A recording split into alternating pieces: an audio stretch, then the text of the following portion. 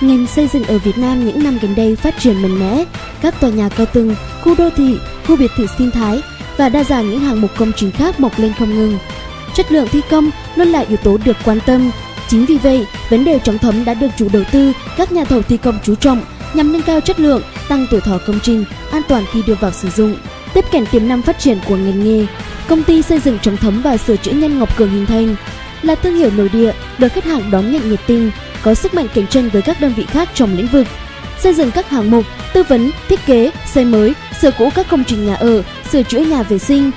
thi công chống thấm rột cho mọi công trình bằng các loại vật liệu mới nhất hiện nay, bảo hành lâu năm, không bị thấm lại. Chống thấm các công trình ngầm đang xây dựng như tầng hầm, hố thang máy, tư vấn, cung cấp giải pháp chống thấm công trình dân dụng và công nghiệp, cho thuê nhân lực, nhân công, kỹ sư, chuyên gia trong lĩnh vực chống thấm cho các đơn vị xây dựng, cá nhân có nhu cầu. Đặt nền móng kinh doanh tại thị trường Nha Trang, một trong những thành phố biển phát triển bậc nhất tại Việt Nam. Với lợi thế về tiềm năng kinh tế, thiên nhiên ưu đãi, thuận lợi cho ngành du lịch mở rộng, Nha Trang thu hút sự chú ý và đầu tư của hàng ngàn doanh nghiệp trong và ngoài nước.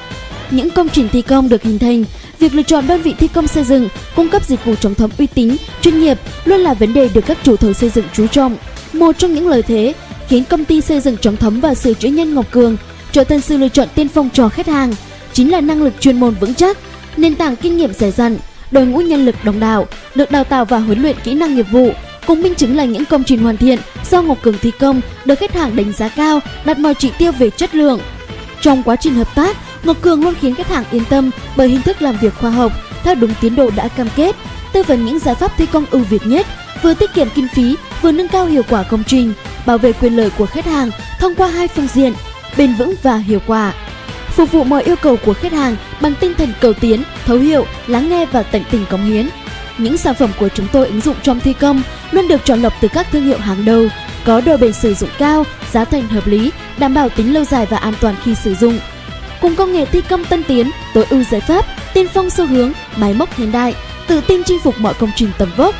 Thông tin chi tiết về công ty xây dựng chống thấm và sửa chữa nhanh Ngọc Cường, quý khách vui lòng đến tại địa chỉ số 1164 Lê Hồng Phong, phường Phước Long, thành phố Nha Trang, hoặc liên hệ hotline 0905 203 623 để được giải đáp nhanh nhất.